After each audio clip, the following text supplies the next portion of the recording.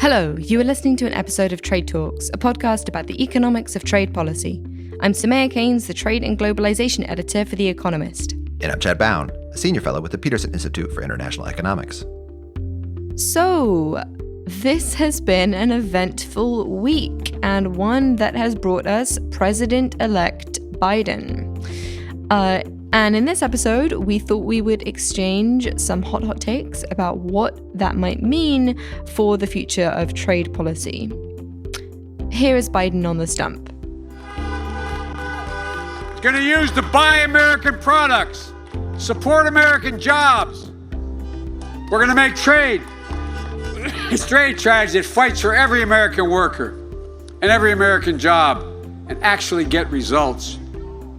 Not Trump's chaotic trade war, erratic tweets and bluster that's only stiffed American workers and consumers, including farmers.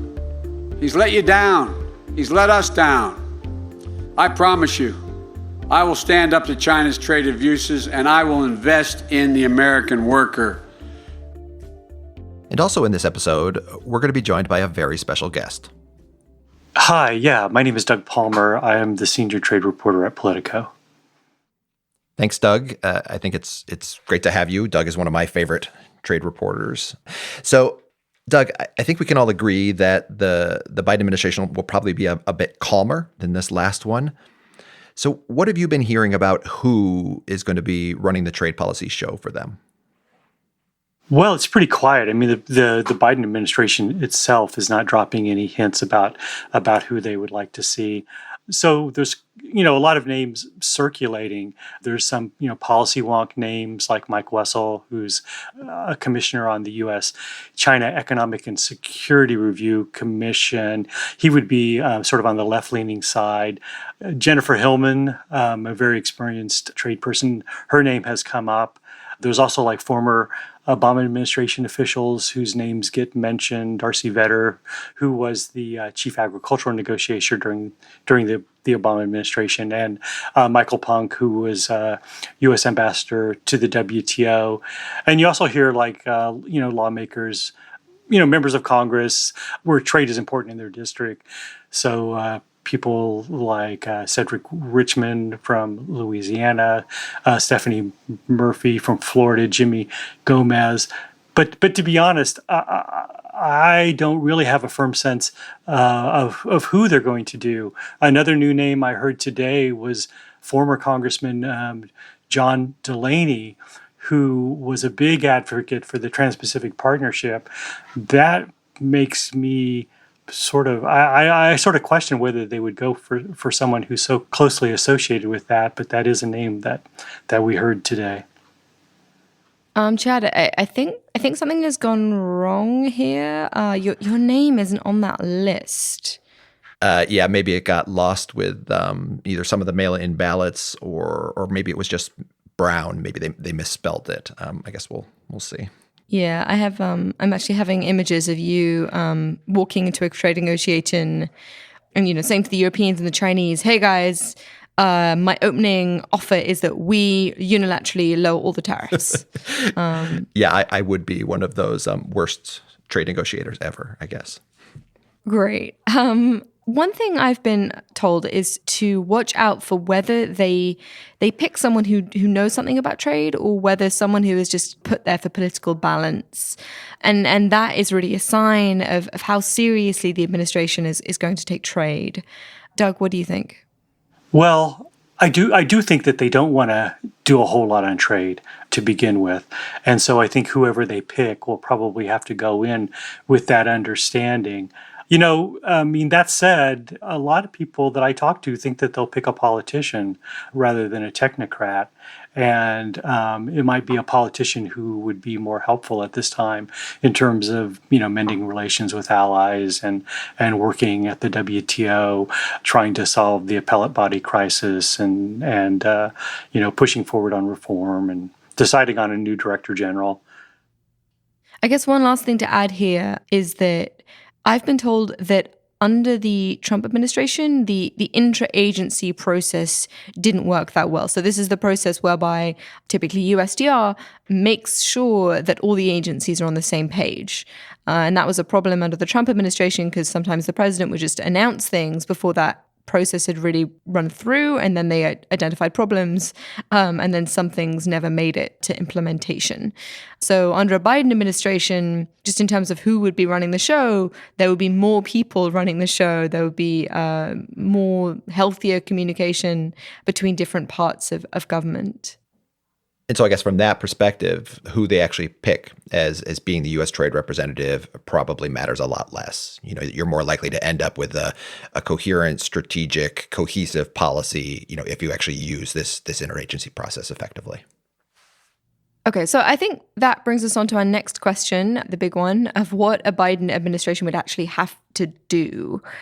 And there are two ways of coming at this. One is to look at what Biden promised in his campaign pledges, and then another one is just to look at the decisions that are coming up. Right? He didn't necessarily spell out what he would do on all of the big conflicts that are coming up, or the big decisions that are approaching.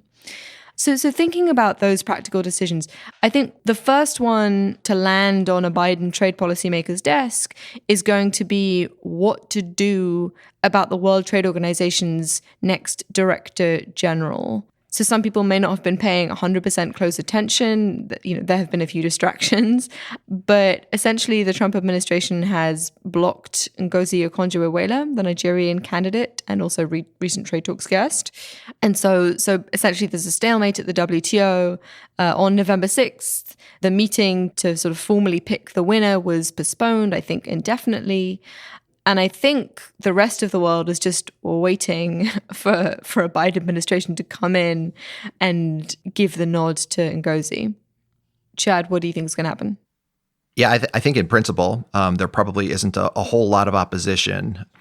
I guess the one worrisome sign that could throw a monkey wrench in the works is this statement by Chuck Grassley at the end of October, showing support for the South Korean candidate after the consensus had sort of formed. And he's important because, he's the chair of the Senate Finance Committee in the U.S. and so plays a big role on trade. And so I guess we'll have to wait and see. This could be a potential sticking point, and there isn't a consensus, or there's more going on behind the scenes in American politics that we're aware of. Yeah, I just think it's the kind of thing where an incoming Biden administration is going to face pressure from world leaders to just get this done. And it seems like a relatively cheap way of showing willing, of being a little bit more constructive towards the international system. But, we'll see. I've made too many optimistic projections about the WTO recently, so I'm going to avoid making any more. I guess the other WTO-related issue that could come up relatively quickly is the issue of the appellate body, which the Trump administration has blocked. Now there, I suspect that will drag on for longer. By now, it's not a particularly novel point to say that there is bipartisan consensus within the US, that there are problems with the way that the appellate body was being run, and that if it were to be reinstated, that reforms would be desired or demanded. I agree with that. This is also not going to be a really, really quick fix when it comes to the appellate body, even if you have somebody who's running things that is really well-meaning and wants to put a big priority on getting something done. And we know that this is a huge priority for the Europeans as well. And we've heard a lot from the incoming Biden administration about a desire to work better with allies and treat them with greater respect than has been the case over the last 4 years. So, Doug, we talk about this a lot, and the Biden administration has said they would like to do it, but they haven't yet been good at spelling out what that would actually mean. On that, I guess you could do something about the steel tariffs. That would go a long way towards improving relations with the EU. It's difficult to know what it is he could do there. Some people have suggested that they replace the tariffs with generous tariff rate quotas. So that might be one thing they could do. they could loosen up the tariff exclusion process just to make it easier for companies to get exclusions from the tariffs, and therefore you wouldn't have the big headline of like, Biden has removed tariffs on Europe, but maybe in effect you could accomplish something similar. Yeah, on the steel tariffs, that's another one where the Biden campaign hasn't said what they're going to do. They certainly haven't said that they're planning to lift the tariffs. And going back to the WTO, they're going to face pressure to act more constructively toward the WTO. And if they're going to take this more multilateral approach, remember the way the Trump administration imposed those steel tariffs in the first place was in the name of protecting America's national security. It was done unilaterally, sort of abusing a loophole in the rules. And a number of other countries disputed that. And this has put the WTO in a really, really awkward position of potentially having to adjudicate this issue. And I think if you're the Biden administration, you want to avoid that, right? If you're a multilateralist, you don't want to put the WTO into the position of having to make rulings on whether or not what a country is doing is in its national security interests or not, right? It's a no-win situation for the WTO. So I think this is another issue that they're going to have to confront and deal with relatively quickly. So maybe, the Biden people look for a way to resolve the issue in some sort of WTO consistent way, maybe convert the tariffs into some other form of tariffs, negotiate with trading partners to resolve it. Yeah, I think reading through the Biden campaign's pledges, it becomes obvious that this is really not an easy area for them. There are a lot of pledges to strengthen Buy America provisions, to direct more federal funds towards US-made steel. I just don't get the impression that they're very excited about opening up the steel industry to a lot more foreign competition. And so that steel one is important, but working with allies, even with the EU, there's a lot of other irritants that are still out there. I think we're hopeful that we might get a settlement in the ongoing Airbus and Boeing dispute, but that's certainly out there. We've also got these digital services taxes that are on the way and the potential American retaliation there. Yeah, if you remember back to yesteryear when the USTR went through this whole investigation of the French digital services tax. They published a tariff list. They were ready to go, and then there was this meeting between Bruno Le Maire and Steven Mnuchin, and I suspect Lighthizer was there as well, where they basically agreed to suspend the tariffs until January 6, 2021, and the French said they wouldn't collect the digital services tax revenue. So the French law is on the books, so they're just not going to collect any revenue. And the French said, okay, well, we won't collect any revenue as long as this OECD process looks like it's still going. So there's this multilateral negotiation to reform international corporation tax. And while that looks like it could deliver something, the French said, we'll wait. Now, since that's happened, it's become very obvious that the OECD process is not going to conclude before January 6th. The French have been sounding pretty tough about collecting the revenue. I'm almost certain that they are going to start collecting it. Now, that suspension date, it ends while Lighthizer would still be in post. So it's possible that, one of their farewell actions could be just applying a bunch of tariffs on French imports. I think it's an area where, again, you've got this bipartisan agreement that the French shouldn't be going off and taxing American companies in a way that they think is discriminatory. So that's going to be an obvious fight that a Biden administration will have to work out with the French and with the EU. That being said, this space is always moving. Since all of this started, we have a Department of Justice investigation of Google on antitrust grounds here in the United States. A Biden administration might have a slightly different perspective on the big tech companies. Certainly some of the folks in the Democratic Party have very strong views about increasing regulations on big tech. So again, the next date to watch on this is January 6th. Yeah, if you're importing lipstick, handbags, or soap from France, then watch out.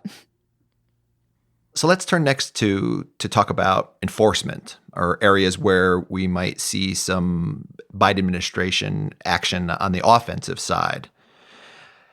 So it's inheriting a number of actions that the Trump administration has started that they're going to have to figure out what to do with. And so that would include a Section 301 investigation on Vietnam, on their both currency practices and lumber trade. So that's one. Section 301 is the same law that the Trump administration used to implement all the tariffs on China. And then you have a number of these national security investigations, the 232s, on various products that they have ongoing as well.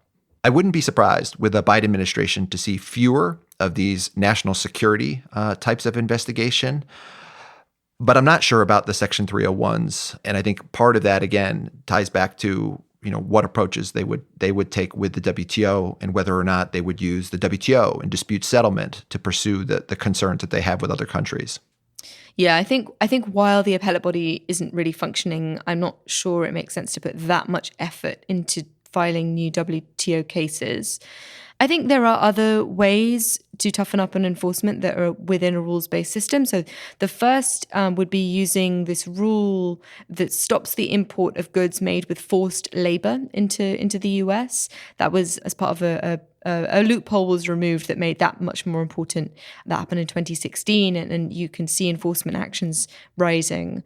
And the really obvious big one is that there are lots of concerns that in Xinjiang, in China, the Uyghur population is essentially being forced to produce various products, and that those products should be banned from entry into the US. So we've actually got an episode coming up on this, so watch this space.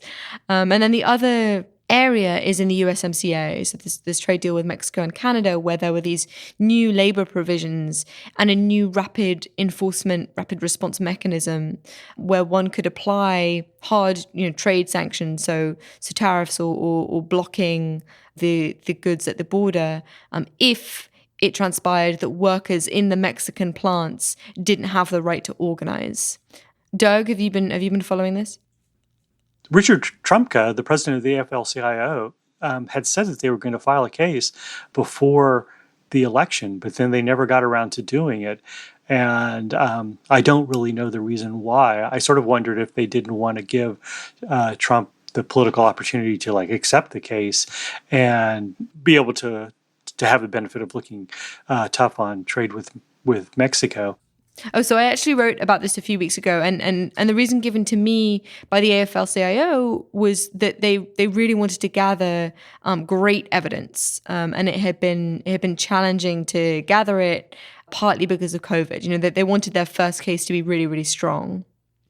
Right. Well, I may be too cynical. I mean, it may be entirely what you said there. So yeah, I suppose if it was political, then they might not have wanted to be so public about that. So I don't think they're exclusive. Yeah, I suspect that they probably will bring a test case, at least to show that they're serious about enforcement of these labor provisions. But they might want to pick one that's resolvable, that the Mexicans can actually fix, so that the Mexican government actually doesn't lose face, given the importance of the relationship between the two countries. And then back to China, I agree. I don't think the Xinjiang cases and the issues there are going away anytime soon. So let's talk about China some more. And I think this is yet another area where the Biden administration hasn't been crystal clear about what it would do. And obviously the thing that's going to land on Biden presidency's desk is the phase one deal and what to do about that. Chad, what do you think is going on there? So I think two things. So first, in the agreement, China did commit to some minor reforms, to opening up the financial services sector, to getting rid of some non-tariff barriers, technical barriers on agricultural products in particular. And it looks like China has done a relatively good job in those areas. But then, the sort of the headline, what everybody's been following, is much more of the purchase commitments. Is China going to get close to reaching this additional $200 billion worth of American exports? And when you say everyone, that is mainly you, right? I mean, I'm not sure we can we probably need to point out that you've done your bit in terms of highlighting that. I provide the numbers that the people want. If there were no demand, Sure. there would be no supply. So, looking at the numbers, when it comes to the agricultural purchases, it's kind of a mixed story. Soybeans, where all the action is, they're such a big part of the deal. They're not making the progress on soybeans that you would need to make to get to the numbers. But in some other smaller products, China's doing relatively well in pork and corn and things like that. Overall, though, it's not been great. They're not going to get close, at least this year. And I think the question for a Biden administration is, do you continue on with this approach? And there's clearly a lot of economic reasons about why this is not a good approach. And we've already talked about those at length, so I don't need to repeat them. But politically, it seems to me that this would be a no-win situation for a Biden administration. Remember, the targets are for an additional $200 billion of U.S. exports by the end of 2021. If China somehow reaches the targets, the Trump administration would get credit for it politically. But if China didn't, the Biden administration would likely get blamed somehow, for not using these really non-transparent enforcement mechanisms that are in the agreement to somehow, get China to that $200 billion. That and it just complicates the relationship with allies. If it turns out all along that what China has been doing is buying more stuff from the United States and less stuff from allies.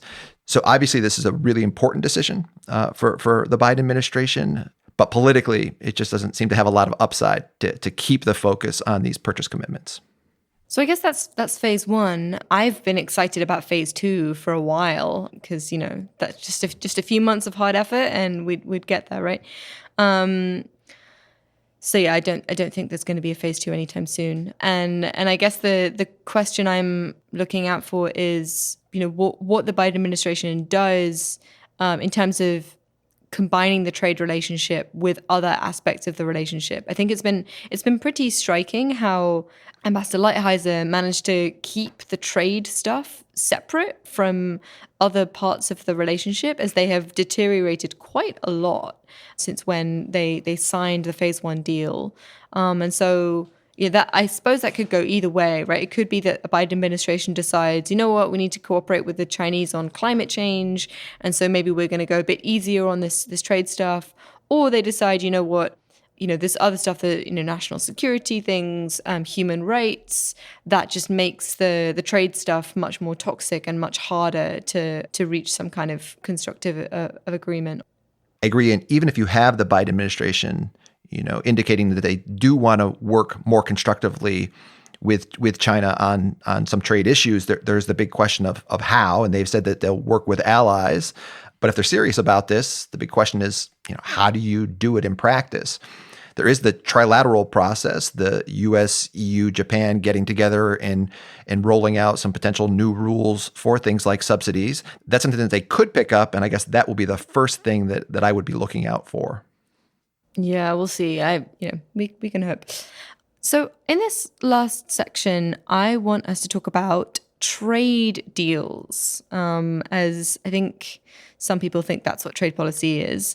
So there are some negotiations going on, one between the US and the UK, and another between the US and Kenya. So maybe let's do the second one of those first. Doug, what have you been hearing? Well, I think I'm glad you mentioned that, because I think the second round wraps up on Monday, but I haven't really heard very much from the negotiations, I have to say. I can't imagine that those talks are going to end anytime soon, unless Kenya just rolls over and accepts everything that the U.S. wants. But I would imagine that once they really find out what a U.S. trade agreement's all about, that there would be some stuff in there that would be hard for them to swallow.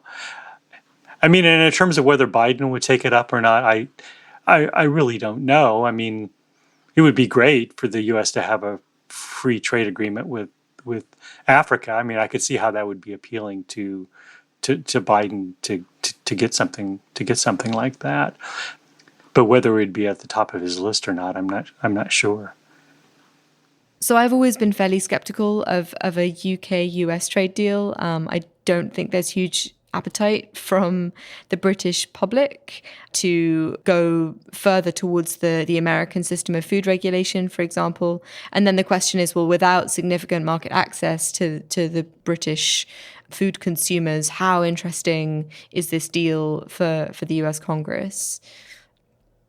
There's a bit of a time crunch. There's been some attention recently to Trade Promotion Authority, which is this bit of legislation that gives USTR the authority to go out and negotiate these trade deals. And then it means that when they bring the trade deal back to Congress, it can be passed without amendments in the House. And then the Senate can't filibuster it, can't just block it.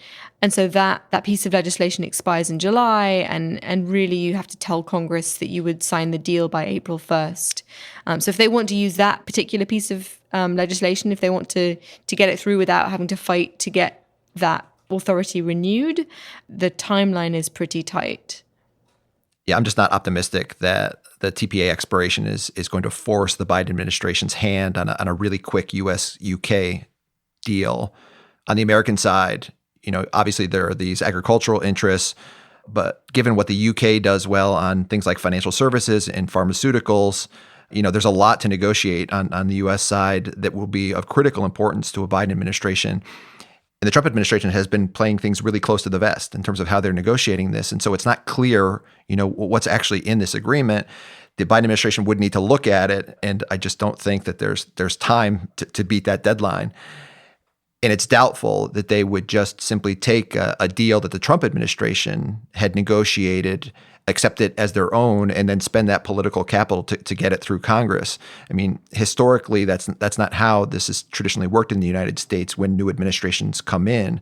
Obviously, President Trump himself, with the Trans-Pacific Partnership Agreement that the Obama administration had negotiated, refused to implement that. He killed it altogether. But even other examples where administrations ultimately accepted deals, it took a substantial renegotiation to get them over the finish line. This is what the Obama administration did with Korea, Colombia, and Peru back in 2009, and even what Bill Clinton did with the original NAFTA back in 1993. And so because a US-UK agreement is so important both for the two countries, but with their relationships with the European Union, and then politically, the Irish border issue as well, I'm just not optimistic this thing is happening anytime soon. Yeah, I wonder if altogether this means that trade under a Biden administration is just going to get quite a bit more dull. Doug? Right. Yeah. Well, that's it. I mean, I do expect that trade will become boring again. I mean, I think that there will be far less media attention paid to it. Maybe not at first, but eventually, I think that people will just lose interest because not that there won't be anything going on, but it won't be stuff that newspaper editors find particularly sexy. Yeah, I can see that as problematic for you print people, but what about podcast listeners? Yeah, I think that might be one area where even if there's no demand, there will be supply. And I think on that note, that is all for Trade Talks. A huge thanks to Doug Palmer of Politico. Thanks to Colin Warren, our audio guy. Do follow us on Twitter. I'm at Samaya Keynes. And I'm at Chad Bown. And we're on @trade__talks. That's not one but two underscores, @trade__talks. Okay, so Chad, if trade gets super boring, we could rebrand. So what will become exciting under the Biden administration? Climate__change. Yeah, I'm into it. Let's do it. Okay, I'll go to... Although, wait, I'm not into climate change. I'm into stopping climate change.